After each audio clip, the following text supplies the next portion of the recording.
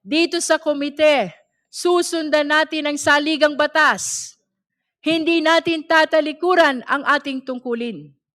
Iyan ang inaasahan ng taong bayan. Hindi pag-iwas, kundi pagharap. Hindi katahimikan, kundi pananagutan.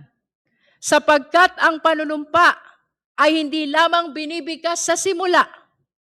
Ito ay pinatutunayan sa bawat pagkakataon na tayo ay sinusubok.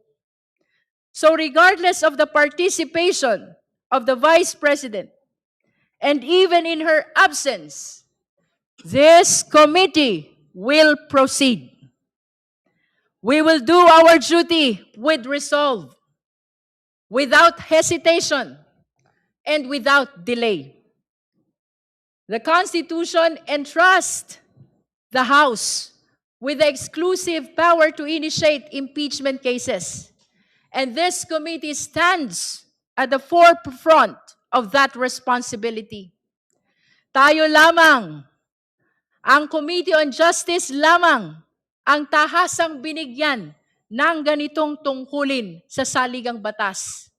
In the end, this is not merely a procedural exercise.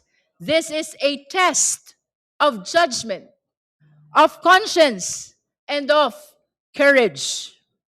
Let us proceed with diligence, with fairness, with honesty, knowing that our actions today will echo far beyond this chamber.